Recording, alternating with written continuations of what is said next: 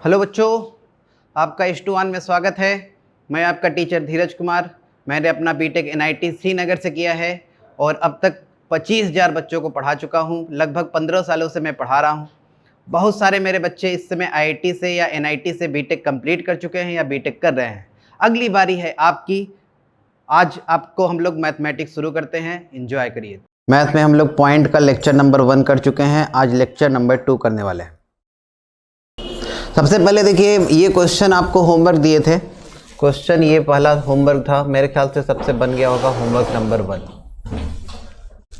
सबसे बन गया ये होमवर्क नंबर 1। जितने लोग पिछला क्लास किए होंगे या लेक्चर देखे होंगे तो ये होमवर्क दिए थे तो ट्राई किए होंगे सब लोग। सेकंड, ये वाला भी सबसे बन गया होमवर्क नंबर 2, ये वाला।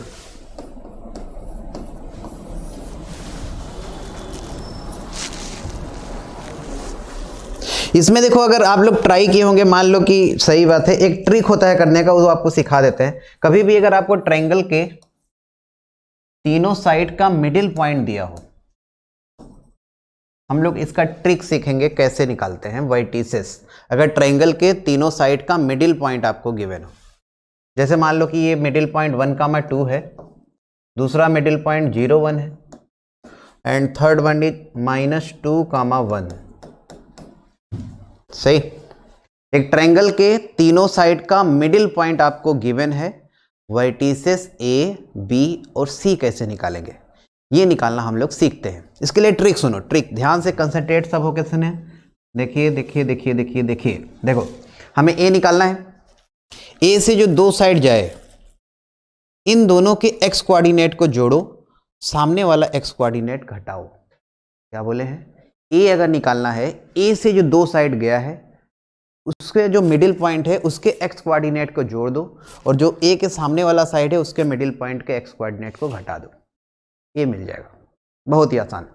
तो अगर आपको A लिखना है ना, देखो 0 + -2 कितना आया?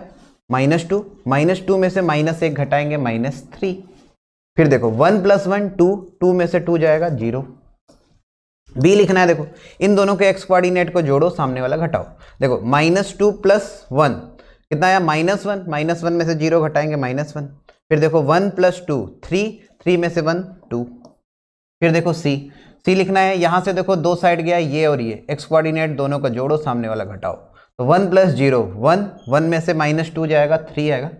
फिर 2 + 1 3, 3 - 1 2। तो ये आपको देखो वर्टिसेस कितना आसानी से मिल गया। आया सबको ट्रिक समझ में? क्या बताएं साहब कि अगर आपको ट्रायंगल के तीनों साइड का मिडिल पॉइंट गिवन है और क्या निकालना है? वर्टिसेस, तो उसका तरीका होता है दोनों साइड जो A से पास होगा उसके x कोऑर्डिनेट को जोड़ो, सामने वाला x कोऑर्डिनेट घटाओ, इसी तरह y वाला। समझ गए सब लोग? बताइए ये आया कैसे? ये कुछ अगर सोच रहे होंगे कि यार ये आया कैसे, तो इसके लिए देखो इसको ज्वाइन कर दो, मिडिल पॉइंट को ज्वाइन कर दो। ध्यान से देखिए, तो ये एक पैरेललोग्राम फॉर्म हो जाएगा। ये देखो ये वाला, अलग कलर से आपको दिखा देते हैं, ये एक पैरेललोग्राम फॉर्म हो गया ये वाला। तो पैरेललोग्राम में डायगोनल एक दूसरे को बाइसेक्ट करता है, तो इन दोनों का मिड पॉइंट, इन दोनों का मिड पॉइंट सेम करेंगे तो आपको ये वाला पॉइंट मिल जाएगा। ये वही आएगा जो अभी आपको सिखा रहे हैं। सही है ना? अगर वर्टिसेस फाइंड करना है तो कैसे करते हैं, मेरे ख्याल से सबको समझ में आ गया होगा। आगे अब हम लोग करेंगे एरिया ऑफ ट्रायंगल। किसी भी ट्रायंगल का अगर आपको वर्टिसेस दिया हो तो उसका एरिया कैसे निकालेंगे? देखो मान लो कि ये एक ट्रायंगल है ABC। आपको A दिया है x1, y1, B है x2, y2 और C है x3, y3।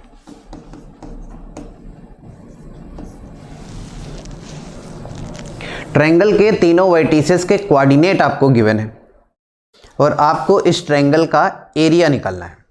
क्या निकालना है? इस ट्रायंगल का एरिया।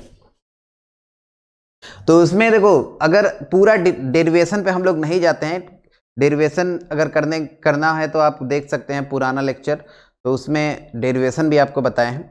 लेकिन अभी हम लोग डायरेक्ट फार्मूला पे जाते हैं, बस एक बार आपको याद दिला देते हैं। एरिया ऑफ ट्रायंगल देखो क्या होता है, अगर आपको तीनों कभी भी वर्टिसेस दिया रहेगा, वैसे कभी डेरिवेशन पूछेगा नहीं, डायरेक्ट फार्मूला ही आपको याद रखना है। तो एरिया ऑफ ट्रायंगल होता है half determinant x1 y1 1 x1 y1 1 x2 y2 1 x3 y3 1, इसका डिटर्मिनेंट, ये एक ट्रायंगल का एरिया होगा। सही, किसी भी ट्रायंगल का अगर आपको एरिया देखना है तो क्या होता है, half determinant x1 y1 1 x2 y2 1 x3 y3 1। अगर आप मान लो कोई अगर डिटर्मिनेंट वाला नहीं याद करना चाह रहा है तो डिटर्मिनेंट ओपन करके भी याद कर सकते हैं। x1 के साथ y2 माइनस y3 आएगा, फिर माइनस x2 के साथ y1 माइनस y3 है, माइनस कॉमन लेना तो y3 माइनस y1, फिर उसी तरह से x3 के साथ आ जाएगा y1 माइनस y2। ये करके आप आसानी से निकाल सकते हैं। डिटर्मिनेंट को ओपन करना वैसे सबको आता ही होगा। देखो अगर हम लोग एरिया जब निकालते हैं, देखो हाफ फार्मूला पहले आप ये पढ़ते हैं x1 y2 माइनस y3, फिर पढ़ते हैं x2 y3 minus y1 x3 y1 minus y2, ये सर एरिया का फॉर्मूला होता है। सही, इसी को हम लोग बाद में डिटर्मिनेंट में लिखने का कोशिश किए हैं। डिटर्मिनेंट में इसको अगर लिखेंगे तो ये वही बनेगा जो इसको डिटर्मिनेंट को ओपन करने पे आता है। तो इसको एक बार ओपन करके देखो डिटर्मिनेंट को। x1 के साथ क्या आता है, y2 माइनस y3, देखो वही। x2 के साथ क्या आता है, प्लस फिर माइनस लेते हैं, सबको डिटर्मिनेंट पता ही होगा ओपन करने, पहले में प्लस, दूसरे में माइनस, तीसरे में प्लस। तो माइनस x2 के साथ y1 माइनस y3 आएगा, तो माइनस अंदर ले लिए तो y3 माइनस y1, फिर x3 के साथ y1 माइनस y2। सही है ना। तो ये जो डिटर्मिनेंट है इसको ओपन करने पे यही आता है जो रिजल्ट होता है, इसलिए इसमें 1 को ऐड करना होता है। अगर 1 ऐड नहीं करेंगे तो फिर ये 2 रो का बन जाएगा। 2 रो में कोई ऐसा फॉर्मूला हम लोग को होता नहीं एरिया का। ठीक है सर, आ गया सबको समझ में एरिया का फॉर्मूला। दूसरा, एक पॉलीगन का अगर एरिया लिखना हो, पॉलीगन का, जैसे ट्रायंगल क्या है, एक पॉलीगन है जिसमें 3 वर्टिसेस है, ऐसे एक पॉलीगन हो सकता है 4 वर्टिसेस का, 5 वर्टिसेस का, अरे n वर्टिसेस का हो सकता है सर, नहीं। तो हम लोग एक पॉलीगन का एरिया अब निकालना सीखेंगे ना। यहां तक सब लोग नोट भी कर रहे हैं तो नोट करते जाएं।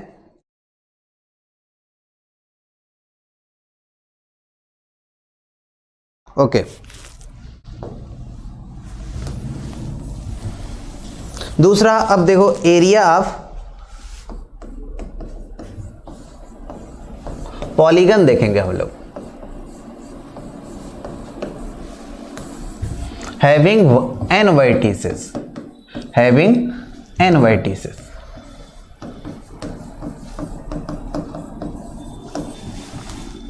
अगर कोई पॉलीगन है जिसमें n वर्टिसेस है, n क्या है, अरे n 3 या 3 से ज्यादा कोई नेचुरल नंबर है। n क्या होता है, 3 या 3 से ज्यादा कोई नेचुरल नंबर, 3 या 3 से ज्यादा कोई नेचुरल नंबर। ठीक है ना सर। तो अगर n वर्टिसेस है, n वर्टिसेस अगर आपको दिया है x1 y1 x2 y2, vertices लिख दे रहे हैं भाई, x3 y3 x4 y4, ऐसे ही xn yn तक। n वर्टिसेस है, x1 y1 x2 y2 x3 y3 xn yn तक जाएगा क्योंकि n तक है। ठीक है सर। तो इन सारे वर्टिसेस से जो पॉलीगन बनेगा, इसका एरिया हमें बताना है। इन सारे वर्टिसेस से जो पॉलीगन बनेगा उसका एरिया। तो ये हम लोग मान के चल रहे हैं कि ये सारे इन ऑर्डर है, मतलब आर्बिट्री ऑर्डर नहीं होना चाहिए। अगर हम लोग जब भी पॉलीगन का एरिया निकालेंगे तो आप पॉलीगन मतलब ऐसे थोड़ी नहीं बनता है कि ए यहाँ है, बी यहाँ पे, सी इधर चला जाए, डी इधर चला जाए, ऐसे कुछ नहीं होता, मतलब ऑर्डर में होता है भाई। जैसे अगर हेक्सागन देखो तो A B C D E F ऐसे कुछ बनता है, मतलब क्या रहेगा, ऑर्डर में रहेगा। ठीक है ना। तो अगर ये सारे वर्टिसेस इन ऑर्डर है और इस पॉलीगन का हमें एरिया निकालना है तो इसके लिए हम लोग यूज करते हैं stair method.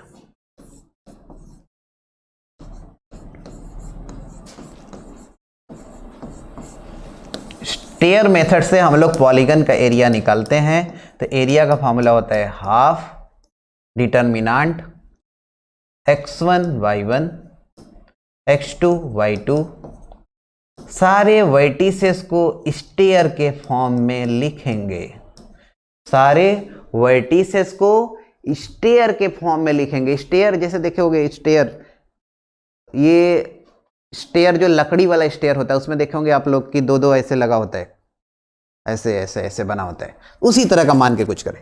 x1 y1 x2 y2 x3 y3 x4 y4 xn yn, और साइक्लिक क्रम में चलना होगा सर। कैसे चलना होगा? साइक्लिक क्रम में x1 y1 x2 y2 x3 y3 x4 y4 xn yn तक पहुंच के छोड़ नहीं देना है। अरे जैसे मान लो एक ट्रायंगल, या मान लो एक 4 साइड का है या 5 साइड का, चलो ऐसे मान लो ये पॉलीगन है, 1 2 3 4 5 वर्टिसेस है।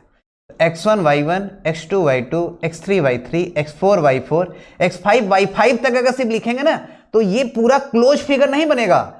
जहां से शुरू करें हैं वहां तक आपको चलना होगा, जहां से शुरू वहां पे खत्म, याद रखिएगा। जहां से स्टार्ट करेंगे वहीं से फिनिश करेंगे।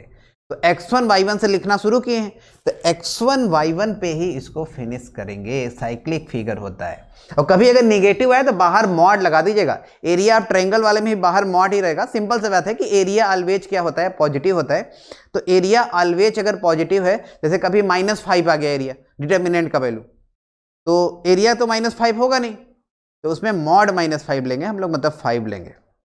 ओके, तो ये जो है ओपन करके हम लोग जो इसको निकालेंगे वही इसका एरिया देगा। अब ओपन करने भी आपको सिखा देते हैं। देखो ऐसे करेंगे हाफ, देखो ऐसे इधर वाला मल्टीप्लाई प्लस से, इधर वाला माइनस से, फिर प्लस, प्लस से माइनस से, फिर प्लस, प्लस से माइनस से, फिर इसी तरह करते करते लास्ट में प्लस से माइनस। मतलब ओपन करेंगे तो आपको कुछ ऐसा मिलेगा, x1 y2, देखो ध्यान से, x1 y2 minus x2 y1, फिर plus x2 y3 minus x3 y2, x2 y3 minus x3 y2, फिर plus x3 y4 minus x4 y3, x3 y4, सही है ना, x3 y4 minus x4 y3, ऐसे ही करते करते लास्ट तक जाएगा xn y1 minus x1 y1,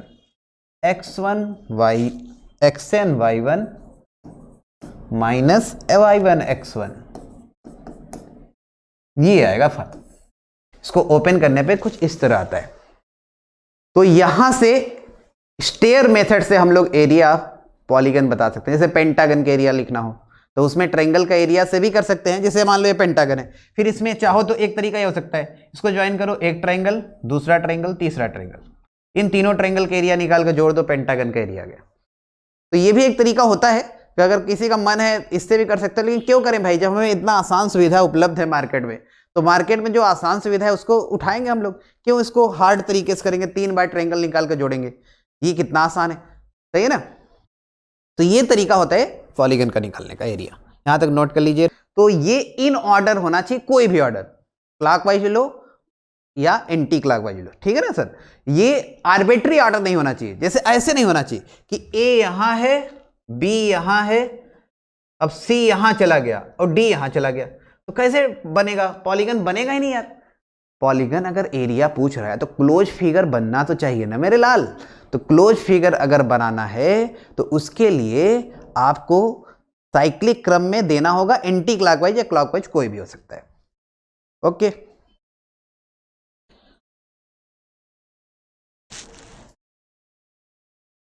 okay, आगे देखो। अगर ये पॉइंट नोट करने वाला है, नोट कर लीजिएगा।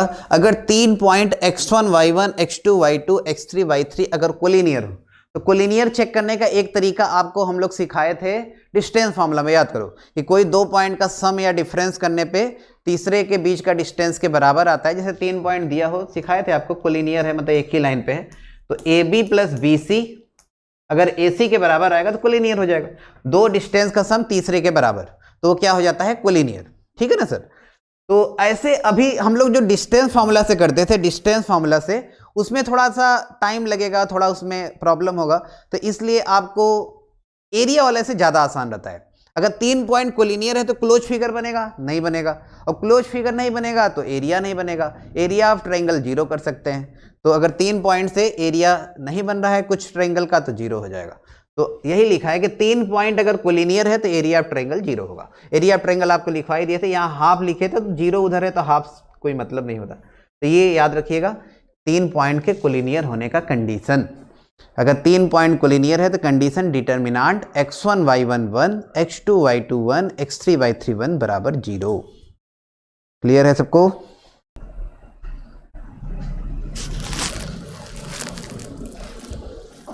एक बात और देखो बताते हैं, अगर कभी मान लो कि आपको ट्रायंगल का तीनों साइड का इक्वेशन दे दे, जैसे ये भी दे सकता है यार, ये सवाल वाला तो कुछ भी दे सकता है। जैसे मान लो आपको कह दे कि यार ये जो BC साइड है इसका इक्वेशन है y बराबर m1x प्लस c1, ये है y बराबर m2x प्लस c2, और ये है y बराबर m3x प्लस c3। सही? क्या कह रहा है? ट्रायंगल के तीनों साइड का इक्वेशन आपको गिवन है। ट्रायंगल के तीनों साइड का इक्वेशन आपको गिवन, और आपसे कहे कि ट्रायंगल का एरिया निकालो। आप क्या निकालो? Find the triangle of area. तो अगर आप ये वर्टिसेस निकालने लगे यार, अगर आप वर्टिसेस निकालने लगे तो उसमें सोच रहे हो, कहना कितना आसान है कि सर हम सॉल्व कर लेंगे, इन दोनों को सॉल्व कर लें, ए निकाल लें, इन दोनों को सॉल्व करके बी निकाल लें, इन दोनों को सॉल्व करके सी निकाल लें, और फिर सर हम लोग स्टेयर मेथड से या तो फिर जो डिटर्मिनेंट वाला आप बताएं उससे कर लेंगे। देखो कितना अच्छा लग रहा है कहने में, कितना मजा आ रहा है, लेकिन जब करेंगे तो बहुत बड़ा होगा। नहीं, ये पॉइंट इतना खतरनाक टाइप का बनेगा सॉल्व करेंगे तो उस तरह कहने में तो आसान लग रहा है, करने में बहुत बड़ा होगा। तो इसके लिए एक शॉर्टकट जुगाड़ होता है, यही मैं आपको छोटा छोटा ट्रिक सिखाने का कोशिश कर रहा हूं। तो इसके लिए एक शॉर्टकट तरीका है एरिया निकालने का। देखो क्या होता है, एरिया का फॉर्मूला होता है हाफ, सही है, m1 माइनस m2,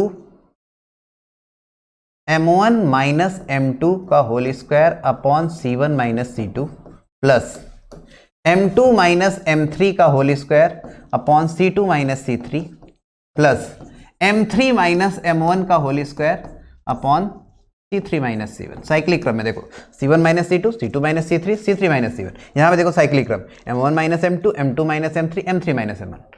ये बाहर मॉड इसलिए लगाए हैं, बाहर मॉड लगाना जरूरी भी है सर, क्योंकि अंदर वाला क्वांटिटी, फिर से मैं बता रहा हूँ, एरिया है तो ये तो कुछ भी हो सकता है, पॉजिटिव नेगेटिव कुछ भी, लेकिन एरिया ऑलवेज क्या होता है? पॉजिटिव। इसीलिए हम लोग बाहर मॉड लगाते हैं, एरिया में हमेशा मॉड लगाएंगे। तो ये एरिया का देखो एक फॉर्मूला होता है, अगर आपको तीनों साइड का इक्वेशन दिया रहे, आसानी से कर लेंगे।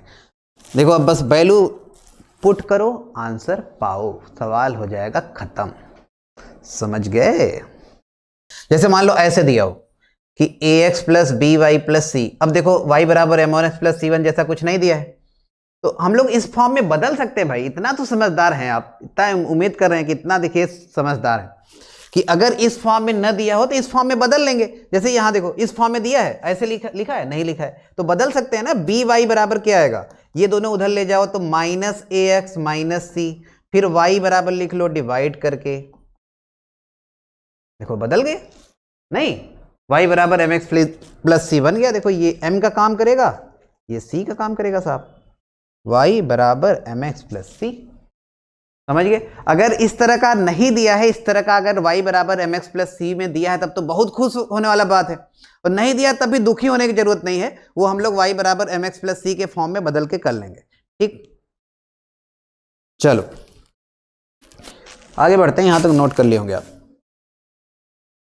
अब इंपॉर्टेंट टॉपिक अभी शुरू करने जा रहे हैं हम लोग कि किसी भी ट्रायंगल में जितने भी सेंटर्स होते हैं उसका कोऑर्डिनेट और उससे रिलेटेड जो प्रॉपर्टीज है उसको हम लोग कैसे देखें। क्या बताए हैं?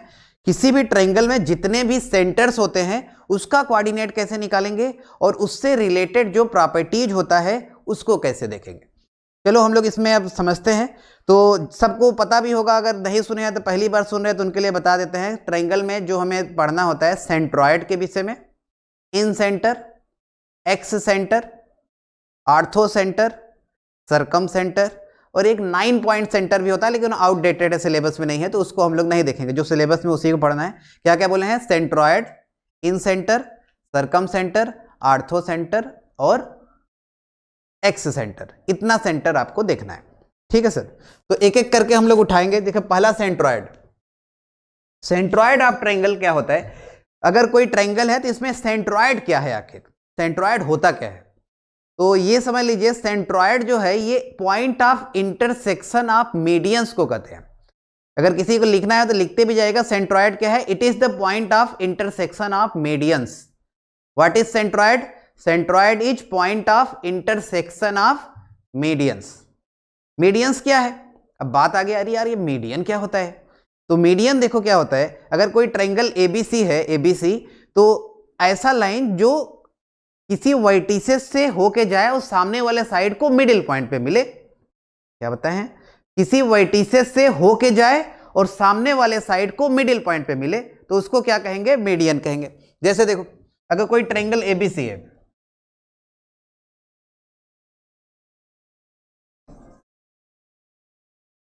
ए से कोई लाइन गया, बीसी को मिडिल पॉइंट डी पर मिला, तो मीडियन बोल देंगे। हाँ, इसी को मीडियन बोलेंगे। अच्छा सर, इसका मतलब अगर बी से गया, एसी को मिडिल पॉइंट पे मिला, तो ये भी मीडियन है? हाँ साहब, ये भी मीडियन है। अच्छा, इसका मतलब सी से गया और ए बी को मिडिल पॉइंट पे मिला, ये भी मीडियन? यस, ये भी मीडियन। अच्छा, मतलब इसका इंटरसेक्शन पॉइंट जो आप कह रहे हैं सेंट्रॉयड है, वो यही पॉइंट है? हाँ ये सर, यही पॉइंट है जी। इसको डिनोट करेंगे किससे? जी से। जी मतलब सेंट्रॉयड। अगर कहीं अगर आपको लिखा है कि सेंट्रॉयड, सेंट्रॉयड को हम लोग किससे रिप्रेजेंट करेंगे? जी से, कैपिटल जी ना। तो ये बात पहले समझ में आ गया कि होता क्या है। सेंट्रॉयड क्या होता है? Point of intersection of medians, खत्म। दूसरा, मीडियन क्या होता है? मीडियन क्या होता है? मीडियन क्या होता है कि किसी वर्टिसेस से जाने वाला लाइन जो सामने वाले साइड को मिडिल पॉइंट पे मिले, उसको क्या कहेंगे? मीडियन बोलेंगे, ठीक। अच्छा, अब बात ये आता है कि सेंट्रॉयड का और मीडियन का कुछ और प्रॉपर्टी होता है। वो प्रॉपर्टी हम लोग देखेंगे धीरे धीरे करके, अभी धीरे धीरे हम लोग देखेंगे। जैसे सेंट्रॉयड पहले समझ में आ गया, मीडियन समझ में आ गया। अब बात करते हैं कि ये जो सेंट्रॉयड है, इसका कोऑर्डिनेट कैसे निकालें। ए का कोऑर्डिनेट आपको दिया है x1, y1। बी का भी कोऑर्डिनेट आपको दिया है x2, y2। सी भी दिया है x3, y3। ए बी सी तीनों का कोऑर्डिनेट आपको गिवन है और आपको सेंट्रॉयड का कोऑर्डिनेट निकालना है। तो 2 पॉइंट अभी लिखवाए हैं। पहला पॉइंट, मीडियन का इंटरसेक्शन पॉइंट को सेंट्रॉयड कहेंगे और मीडियन सामने वाले साइड को मिडिल पॉइंट पे मिलेगा। 2 प्रॉपर्टी अभी लिखवाए हैं। अब जैसे लोग धीरे धीरे कर से प्रॉपर्टी सर और बताइए सेंट्रॉयड का। तीसरा पॉइंट आप लिख सकते हैं, centroid divide the median, centroid divide the median in the ratio 2:1। Centroid divides the median in the ratio 2:1। Centroid हमेशा मीडियन को 2 और 1 के रेशियो में डिवाइड करेगा और 2 पार्ट जो होता है हमेशा वर्टिसेस की ओर होता है और 1 पार्ट जो होता है वो बेस की ओर होता है। 2 पार्ट किधर होगा? वर्टिसेस की ओर, और 1 पार्ट किधर होगा? बेस की ओर। तो ये 3 प्रॉपर्टी आप लिख चुके होंगे। अब देखो सेंट्रॉयड का कोऑर्डिनेट निकाल रहे हैं। सेंट्रॉयड मीडियन को 2:1 के रेशियो में डिवाइड करता है, ठीक है सर। पहला बात, ये डी क्या है? बीसी का मिडिल पॉइंट है, क्योंकि मीडियन मिड पॉइंट पे मिलेगा। तो मिड पॉइंट का फॉर्मूला लगाओ, x2 + x3/2, x2 + x3/2, y2 + y3/2। अच्छा, डी आ गया, ए पता है और रेशियो भी पता है। तो सेक्शन फार्मूला लगा के हम लोग सेंट्रॉयड जी का कोऑर्डिनेट निकाल सकते हैं। चलो दिखाते हैं जी का कोऑर्डिनेट। देखो अब लिख रहे हैं, देखो सेक्शन फार्मूला 2 × किधर जाता है? पड़ोसी के साथ। ये वाला किधर जाएगा? इधर। तो 2 × इतना, देखो 2 से 2 कटा, x2 + x3, 1 × x1। तो ये आया x1। मन की आंखों से देखो, मन की आंखों से 2 × इतना, 2 से 2 कैंसिल, क्या आया? x2 + x3, 1 × x1। तो 1 × x1 और प्लस x2 + x3। अच्छा बाई 2 + 1 3। सेम उसी तरह देख सकते हो y1 + y2 + y3/3। ये सर होता है सेंट्रॉयड का कोऑर्डिनेट। अगर तीनों वर्टिसेस का कोऑर्डिनेट आपको दिया है ट्रायंगल में तो सेंट्रॉयड क्या हो जाता है, तीनों वर्टिसेस का सम बाई 3, x में भी y में भी। यहां तक बात सबको समझ में आ गया बच्चों? तो ये सेंट्रॉयड का कोऑर्डिनेट आप लिख लेंगे। g का कोऑर्डिनेट क्या होता है, फिर से लिख देते हैं, summation of x1/3 summation of y1/3। याद रखिएगा, याद रखिएगा, बहुत इंपॉर्टेंट। सही, चलो। अच्छा एक बात और नोट कर लीजिएगा, पॉइंट नंबर 4 जो आपको लिखना है। Point number 4, for all the triangles, all the triangles मतलब अरे ट्रायंगल 3 प्रकार के होते हैं, वैसे तो और सब उसी के टाइप होते हैं, लेकिन बेसिक 3 प्रकार है, acute angle, right angle, obtuse angle. तो सभी ट्रायंगल के लिए, for all the triangle centroid always lies inside the triangle. Fourth point लिखें, for all the triangle centroid always lies inside the triangle.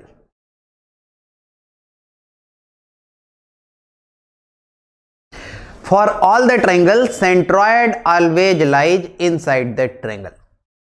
चौथा पॉइंट लिख लिए, कोई भी ट्रायंगल हो, चाहे एक्यूट एंगल हो, चाहे ऑब्ट्यूस एंगल हो, चाहे राइट एंगल ट्रायंगल हो, मीडियन हमेशा सामने वाले साइड को मिडिल पॉइंट पे ही मिलेगा। तो सेंट्रॉयड हमेशा ट्रायंगल के अंदर ही लाई करता है, सेंट्रॉयड हमेशा ट्रायंगल के अंदर ही लाई करेगा।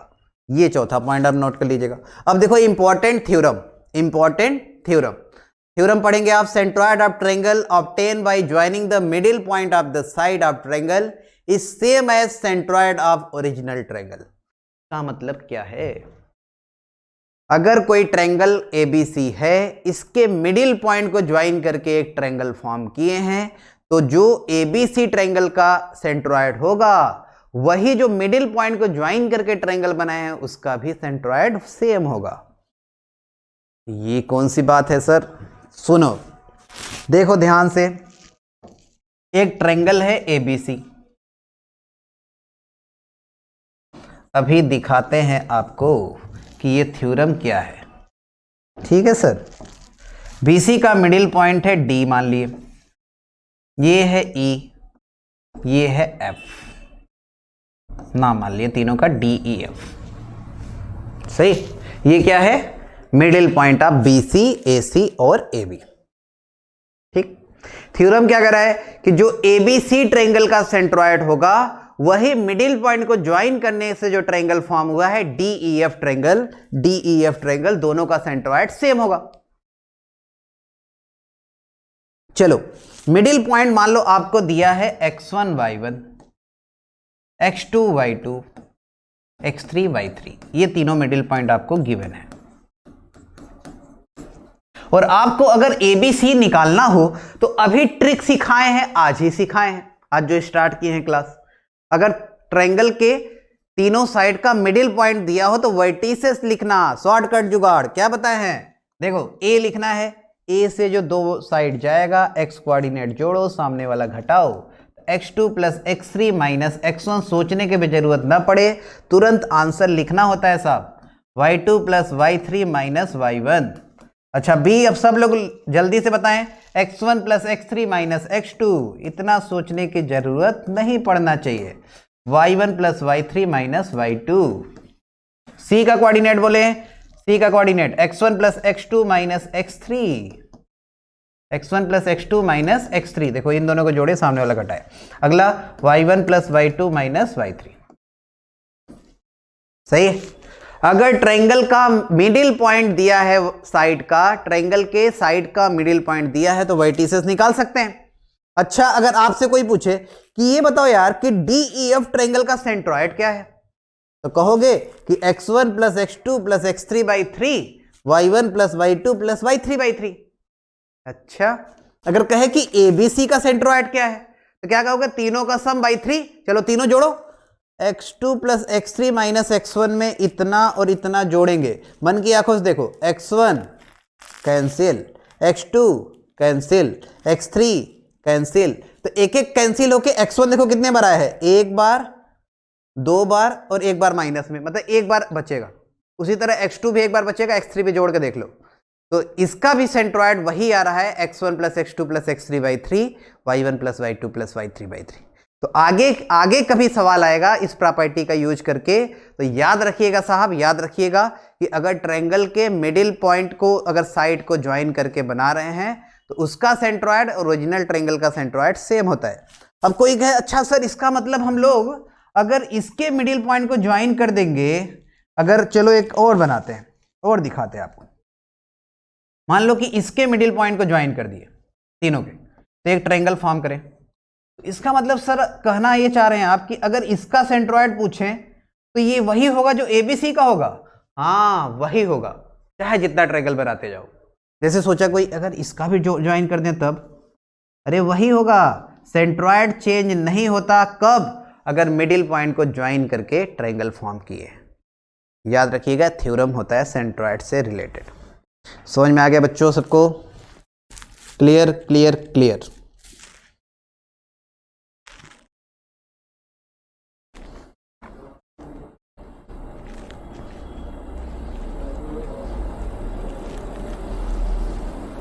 चलो आगे नेक्स्ट देखिए, नोट करने वाला जो पॉइंट है, area of triangle is 4 times the area of triangle form by joining the mid point of sides. इसको भी नोट कर लीजिएगा। अगर साइड को मिडिल पॉइंट को ज्वाइन करके ट्रायंगल बना रहे हैं, जैसे ये ABC ट्रायंगल है, अभी बताया भी है, अगर इसका मिडिल पॉइंट को ज्वाइन करके एक ट्रायंगल बना दिए तो दिख ही रहा होगा आपको, 1 2 3 4 भाग में डिवाइड हो रहा है। तो अगर इसका ABC का अगर आपको एरिया कभी निकालना हो और मिड पॉइंट को ज्वाइन करके जो ट्रायंगल बना है इसके एरिया का 4 गुना हो जाता है। प्रॉपर्टी नंबर 4, ये जो भी लिखवाए थे 4 पॉइंट लिखवाए थे ना, 5 पिछला हो गया, 6 डाल के लिख लीजिएगा, ये 6 नंबर डाल के इसे नोट कर लीजिएगा। Area of triangle is 4 times the area of triangle form by joining the mid point of its sides. समझ गए सब लोग? अगर मिड पॉइंट को ज्वाइन करके ट्रायंगल फॉर्म करेंगे तो इसका एरिया का 4 गुना पूरे का एरिया होता है। Clear clear clear. चलो एक क्वेश्चन ट्राई करके अब देखिए आप लोग, इस एग्जाम्पल को सब लोग ट्राई करें। If a vertex of triangle is 1, 1 and the middle point of sides passing through it are -2, 3 and 5, 2, then find the centroid of triangle. ये क्वेश्चन अभी सितंबर वाले पेपर में जेईई मेंस में आया था, 2020 सितंबर वाले पेपर में। ट्राई करके देख सकते हैं, बहुत ही आसान, अभी जो बताएं बस उतने से ही हो जाएगा। ट्राई करें सभी लोग।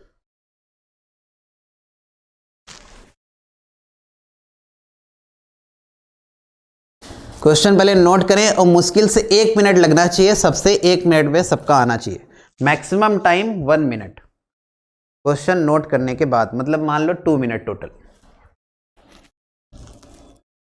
ट्राई करें सभी लोग।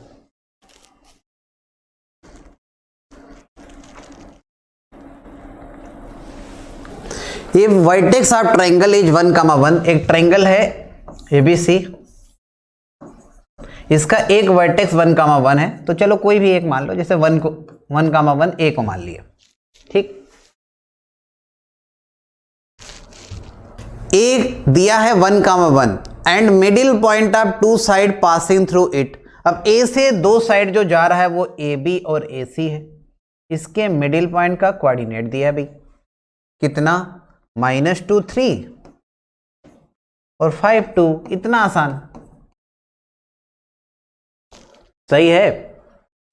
अच्छा अगर चाहे तो B और C निकाल सकते हैं मिड पॉइंट वाले फॉर्मूला से भी। देखो अब इन दोनों का मिडिल पॉइंट ये लाना है, ऐसे मन की आंखों सोचा करो, इतना लिखना नहीं होता यार कॉपी में, मन की आंखों सोचा करो। अब जैसे मिडिल पॉइंट -2 लेना, तो यहां पे अब सोचो कितना रखें कि इन दोनों का सम बाई 2 करने पे -2 आ जाए, तो -5 दिख रहा है, -5 और 1 जोड़ेंगे -4, -4/2 -2। अच्छा यहाँ 3 लाना है, 1 है तो यहाँ 5 होना चाहिए भाई, अरे 5 और 1 6/2 3।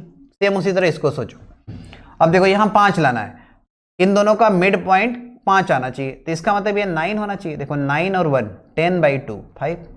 अच्छा अब 2 लाना है, तो यहाँ कितना 1 है, तो यहाँ 3 होना चाहिए, 3 और 1 4/2 2। क्लियर है यहाँ तक? अब तीनों वर्टिसेस आ चुका है, तो सेंट्रॉयड आसानी से निकाल सकते हैं। सेंट्रॉयड आ जाएगा x1 + x2 + x3/3, तो 9 और 1 10 10 - 5 5/3, y1 + y2 4 4 और 5 9 9/3 3 आ जाएगा, तो 5/3 और 3। देखो ध्यान से समझो, देखो इन दोनों का मिडिल पॉइंट ये दे रखा है, तो यहाँ पे 1 है, तो यहाँ पे कितना लें कि इन दोनों का मिडिल पॉइंट ये आ जाए। ऐसे सोच रहे हैं, देखो -5 और 1 -4 -4/2 -2 आ जाएगा, 5 और 1 6 6/2 3 आ जाएगा, सही है ना। उसी तरह यहाँ देखो 9 और 1 10 10/2 5, 3 और 1 4 4/2 2। तो अब हमें क्या करना है, तीनों का सम बाई 3 करना है। तो देखो 9 और 1 10 10 - 5 कितना आ गया 5 5/3। अच्छा अगला देखो 3 और 1 4 4 और 5 9 9/3 3, तो 5/3 और 3 आएगा। ओके नेक्स्ट देखिए इन सेंटर, अब देखते हैं कैसे निकालेंगे इन सेंटर ऑफ ट्रायंगल। अब इन सेंटर होता क्या है ये हम लोग देखते हैं। इन सेंटर क्या होता है, तो पहला पॉइंट लिखे, इट इज द बेसिक जो डिफिनीशन होता है इन सेंटर का, it is the point of intersection of internal angle bisectors. In centre क्या होता है, it is the point of intersection of internal angle bisectors. It is the point of intersection of internal angle bisectors. अगर triangle के तीनों angle का internal angle bisector अगर बनाए, देखो ए बी सी, एंगल ए का internal angle bisector, angle B का internal angle bisector, angle C का इंटरनल एंगल बाइसेक्टर,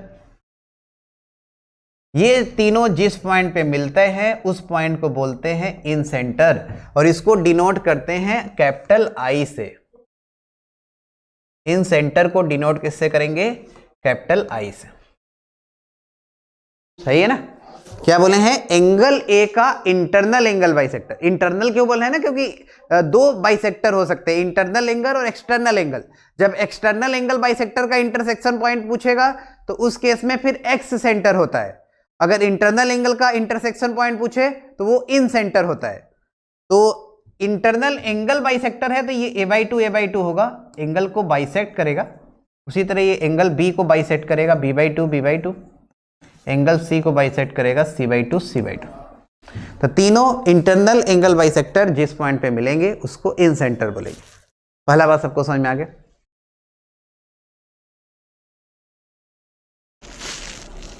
अच्छा दूसरा पॉइंट, ये इंटरनल एंगल जो बाइसेक्टर है, इंटरनल एंगल बाइसेक्टर, ये भी हमेशा यार ट्रायंगल के अंदर ही आएगा। ऐसा थोड़ी ना होगा कि इंटरनल एंगल बाइसेक्टर कहीं बाहर चला जाए, नहीं, वो अंदर ही आएगा कहीं ना कहीं। तो इंटरसेक्शन पॉइंट ट्रायंगल के अंदर ही आएगा। तो जैसे बताए थे कि फॉर ऑल द ट्रायंगल, कोई भी ट्रायंगल हो सेंट्रॉयड हमेशा अंदर लाई करता है।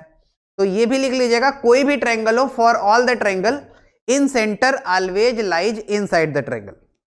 For all the triangles incentre always lies inside the triangle.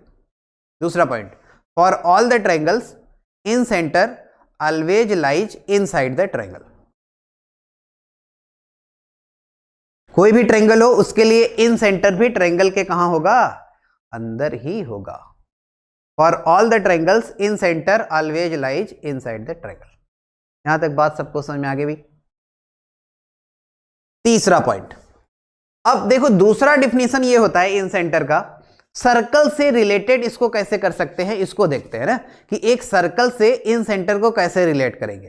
तो बात सुनो, अब कोई ट्रायंगल ABC के तीनों साइड को अगर अंदर से टच करता हुआ कोई सर्कल बनाए, ट्रायंगल ABC के तीनों साइड को अंदर से टच करता हुआ कोई सर्कल बनाए, तो उस सर्कल के सेंटर को इन सेंटर बोलते हैं।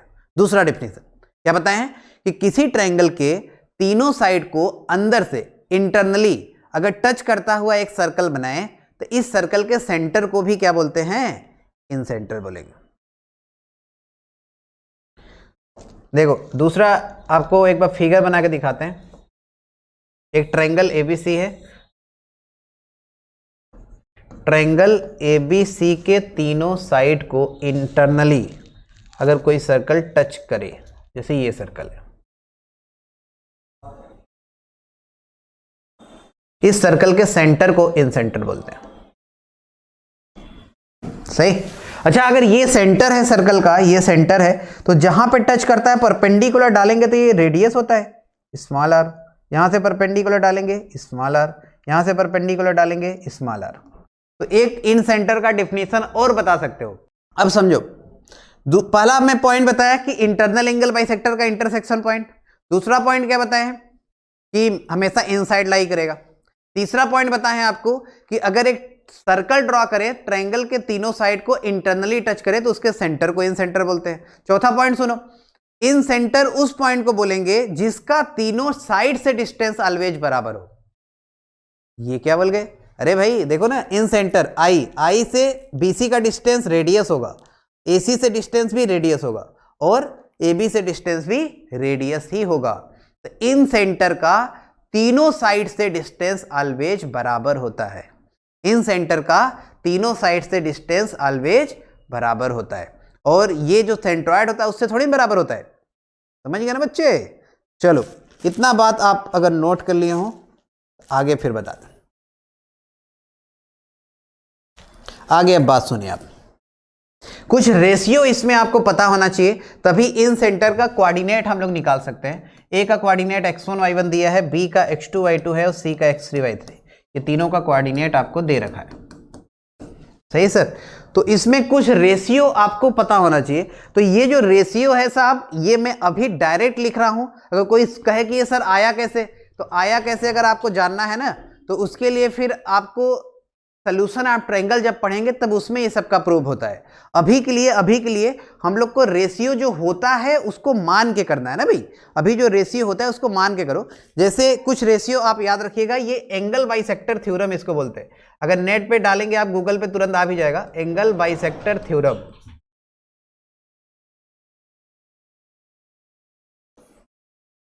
एंगल बाइसेक्टर थ्योरम ये कहता है कि जो इंटरनल एंगल बाइसेक्टर है वो सामने वाले साइड को ट्रायंगल के सामने वाले साइड को जो एडजेसेंट साइड है उसके रेशियो में डिवाइड करता है। जैसे देखो, अभी जो मीडियन बताए थे मिड पॉइंट पे मिलता है, तो मिड पॉइंट तो रेशियो हो गया बराबर बराबर। सही है ना सर? मिड पॉइंट जो हो गया वो रेशियो बराबर बराबर हो गया। सही है ना बच्चे? अब जो सुनो बात, एंगल बाइसेक्टर थ्योरम क्या होता है? एंगल बाइसेक्टर थ्योरम कि इंटरनल एंगल बाइसेक्टर सामने वाले साइड को अगल बगल वाला साइड या एडजेसेंट साइड में डिवाइड करता है। तो ये रेशियो आप याद रखिएगा, बहुत इंपॉर्टेंट। BD अपॉन DC, ये वाला देखो, BD अपॉन DC, ये अगल बगल वाला साइड AB अपॉन AC के रेशियो के बराबर होता है। बहुत इंपॉर्टेंट, बहुत इंपॉर्टेंट। बहुत जगह आएगा, मतलब सिर्फ कोऑर्डिनेट में नहीं, ये वेक्टर में भी आएगा, 3D में भी आएगा, कोऑर्डिनेट में तो आएगा ही। सही? Angle bisector theorem, angle bisector theorem फिर से बता रहे, ट्रायंगल में किसी भी वर्टेक्स ABC का जो इंटरनल एंगल बाइसेक्टर होता है वो सामने वाले साइड को किस रेशियो में डिवाइड करेगा, ये देता है एंगल बाइसेक्टर थ्योरम। और जो होता है रेशियो वो होता है एडजेसेंट साइड के रेशियो में डिवाइड करता है। तो BD अपॉन DC ये AB अपॉन AC के बराबर होता है। पहला रेशियो आपको याद रखना है। दूसरा पॉइंट, ये इन सेंटर जो है, इन सेंटर I, ये AD को B प्लस C/A के रेशियो में डिवाइड करता है। ये क्या है? B plus C/A। सुनो ध्यान से, ये A के सामने वाला साइड जो है, A के सामने वाले साइड को हम लोग A मान रहे हैं, B के सामने वाले साइड को B मानते हैं, और C के सामने वाले साइड को स्मॉल c मानते हैं। ठीक? जो ट्रायंगल ABC है, वर्टेक्स A के सामने वाले साइड को स्मॉल a, B के सामने वाले को स्मॉल b, C के सामने वाले को स्मॉल c। ये नाम अपने से मान सकते हैं। ये इसे जो माने हैं ना, ये मतलब ऐसे ही माना जाता है, इसलिए बस ऐसे मान रहे हैं, ऐसा कोई बड़ी बात नहीं है। ABC की जगह कुछ भी मान सकते हो। लेकिन यही माना जाता है इसलिए हम भी वही मान के कर रहे हैं। ठीक है सर, तो मैं क्या कर रहा हूं, देखो ए के सामने वाला साइड जो बीसी साइड का लंबाई है वो ए है, एसी साइड का लंबाई बी है और एबी साइड का लंबाई सी है। तो दूसरा रेशियो आप याद रखिएगा, जो इन सेंटर है वो एडी को B plus C is to ए के रेशियो में डिवाइड करता है। ये दोनों रेशियो आपको याद रखना है, याद रखना है। प्रूफ फिर से वही बता दें, प्रूफ के लिए आपको सोल्यूशन ऑफ ट्रायंगल में जाना होगा, तो उतना हम लोग अभी जाएंगे नहीं, डायरेक्ट याद रखिए। सही है, ए आई अपॉन आई डी ये होता है बी प्लस सी अपॉन ए। सही, ये दो रेशियो अगर आपको याद है तो इन सेंटर का कोऑर्डिनेट अब आसानी से निकाल सकते हैं। रेशियो अगर पता है तो इन सेंटर का कोऑर्डिनेट कैसे निकालेंगे ये अब आप लोग देखेंगे, अब आसानी से निकाल सकते हैं सभी लोग। देखो पहले बताओ, अभी अभी हम लोग देखे हैं कि B D upon D C A B upon A C के बराबर होता है, तो इसका मतलब ये हो गया कि ये जो डी है ये सी इस टू बी के रेशियो में डिवाइड करेगा। अरे वही तो बताएं भाई, B D upon D C A B upon A C, तो सी इस टू बी। ठीक है, तो डी हम लोग निकाल सकते हैं सेक्शन फॉर्मूला से, देखो ध्यान से, B X two C X three upon B plus C, section formula B Y two C Y three upon B plus C. यहां तक क्लियर ही होगा। क्या किए हैं, सेक्शन फॉर्मूला से डी का कोऑर्डिनेट निकाल लिया। ठीक, अब एडी को फिर से बनाते हैं। ए था x1 y1, आई हमें निकालना है और डी का कोऑर्डिनेट हम लोग निकाल चुके हैं, देखो ये लिखा है B X two C X three upon B plus C, B Y two C Y three upon B plus C. Clear है। अच्छा, ए आई अपॉन आई डी बताएं अभी आपको, B plus C is to ए होता है, ए आई अपॉन आई डी कितना होता है, B plus C is to ए। ठीक, तो अब हम लोग को ए पता है, डी पता है, रेशियो पता है, आई निकालना है। सेक्शन फार्मूला फिर से लगाओ, देखो A X one using section formula, B plus C into इतना करेंगे, देखो बी प्लस सी कैंसिल आएगा, B X two plus C X three upon A plus B plus C, मतलब ए प्लस बी प्लस। अगला देखेंगे इसी तरह A Y one, B plus C into इतना करेंगे तो B Y two plus C Y three आएगा upon A plus B plus C. तो ये इन सेंटर का कोऑर्डिनेट होता है। अलग से एक बार फिर से लिख दे रहे हैं, याद रखिएगा, A X one B X two C X three upon A plus B plus C, A Y one B Y two C Y three upon A plus B plus C. ये सर होता है इन centre का coordinate. तो अगर आपको triangle का तीनों vertices दिया हो और इन सेंटर निकालना हो तो करें क्या, पहले सबसे पहले तो हम लोग करेंगे क्या, तीनों साइड का लंबाई निकालेंगे। कैसे, यूजिंग डिस्टेंस फार्मूला। अगर ए पता है, बी पता है, सी पता है, डिस्टेंस फार्मूला लगा के इन दोनों के बीच का डिस्टेंस लगाओगे, ए आ जाएगा, बी आ जाएगा, सी आ जाएगा। तो पहले तो डिस्टेंस फार्मूला लगा के हम लोग तीनों साइड का लंबाई निकालेंगे, फिर तीनों साइड का जब लंबाई आएगा तब फिर फार्मूला का यूज करके इन सेंटर हम लोग निकालेंगे। ठीक है, तो इन सेंटर का फार्मूला और सेंट्रॉयड, ये दो फार्मूला आज आपको बताए हैं जो ट्रायंगल के सेंटर से रिलेटेड होते हैं। दोनों आप याद रखिएगा, बहुत इंपॉर्टेंट दोनों ही है। ठीक है ना, जेईई मेंस के पॉइंट ऑफ व्यू से दोनों ही बहुत इंपॉर्टेंट होता है, सेंट्रॉयड, इन सेंटर। वैसे तो सभी होता है लेकिन ये दोनों ज़्यादा इंपॉर्टेंट है। तो यहाँ तक सबको अगर क्लियर हो गया होगा तो आज टाइम हो गया, आज इतना ही करेंगे, फिर बाकी हम लोग नेक्स्ट लेक्चर में इसके आगे प्रोसीड करेंगे। उम्मीद करते हैं आज का लेक्चर आपको अच्छे समझ में आया होगा। Thank you very much, thank you. On is to on, study is always on. Concepts के बेहतर रियलाइजेशन के लिए इज टू ऑन पर बने रहिए।